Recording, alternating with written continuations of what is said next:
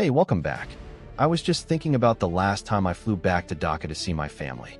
You know that moment, standing in the immigration line at Hazrat Shah Jalal, shuffling forward with your passport clutched in your hand. That universal feeling of quiet anxiety, even when you know you have every right to be there. You're just hoping the officer behind the glass is having a good day, that your face, your name, your story, in that brief moment, makes sense to them. But what if that decision wasn't just a human one? What if, long before you ever reached that counter, an invisible system had already flagged you, scored you, and silently shaped your fate? I'm Ibnul J. Farabi, and this is the Unraveling Thread. Today, we're pulling on one of the most consequential, yet hidden, threads in modern governance, the algorithmic border.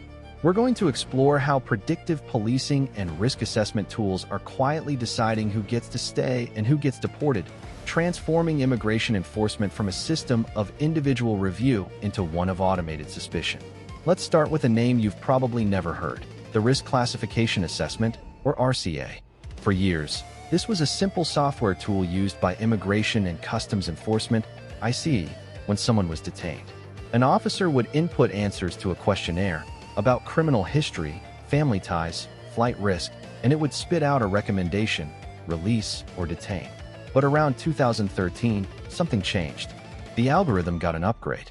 It started incorporating a much wider, murkier pool of data, and its role shifted from advisor to a kind of oracle.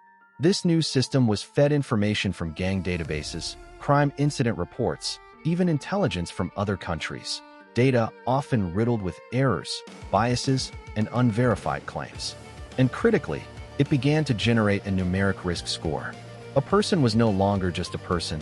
They were a 1, a 2, a 3. A high score almost guaranteed deportation proceedings. The human officer could override it, but studies showed they rarely did. The algorithm's cold, calculated verdict carried immense weight. Now, think about where that data comes from. A lot of it is sourced from local police departments using their own predictive policing tools.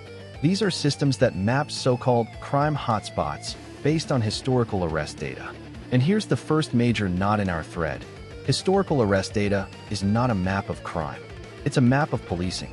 It reflects where police have been deployed, often in communities of color, and who they have historically targeted. An arrest for a minor offense in a hotspot neighborhood becomes a data point.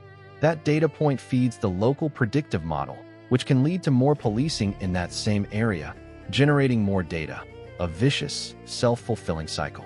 And now, through data sharing agreements, that same local arrest record, maybe for something as minor as a traffic violation, can be ingested by ICE's systems. Suddenly, a person living in an over-policed neighborhood is not just at higher risk of a local arrest, but of being flagged as a priority for national deportation. The border isn't just at the coastline anymore.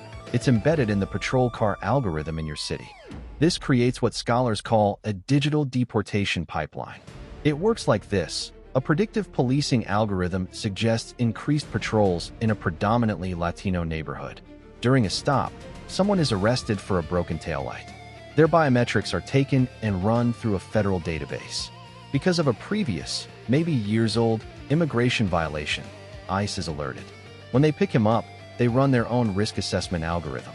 It pulls in that fresh arrest, the location data from the high-risk neighborhood, and maybe a vague, unconfirmed entry in a gang database from when he was a teenager. The algorithm assigns a high-risk score. The recommendation is to detain and deport. The system presents this as a neutral, mathematical conclusion. But it's not. It's automating and amplifying the societal biases already woven into the data it was trained on. It launders prejudice through code. I think about this from my own perspective as an engineer and an immigrant. In tech, we talk about garbage in, garbage out. It's a fundamental principle.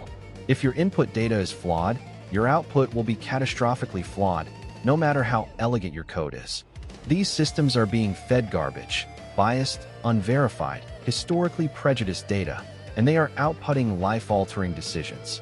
Family separation, deportation to dangerous conditions, the destruction of a life built over decades.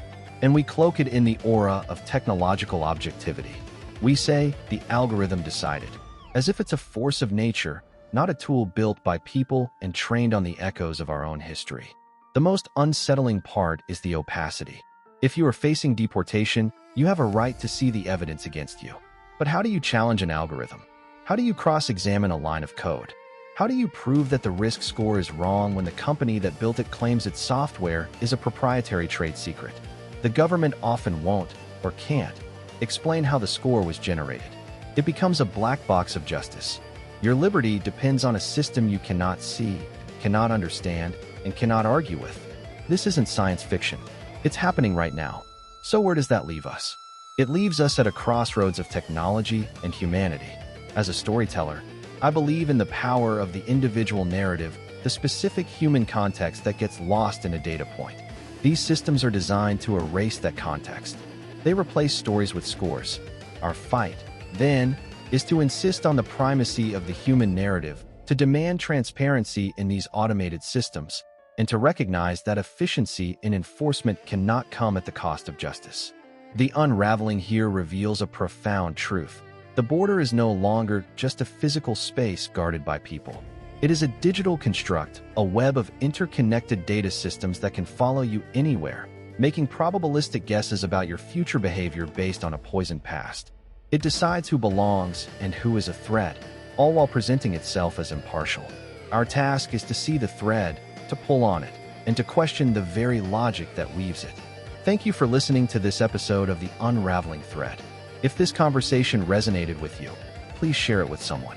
It's through these discussions that we start to see the hidden systems shaping our world. For more deep dives into the stories behind the headlines, subscribe wherever you get your podcasts. This is Ibnul J. Farabi, and this has been a production of Light Knot Studios. Visit us at lightknotstudios.com. Until next time, keep pulling on threads.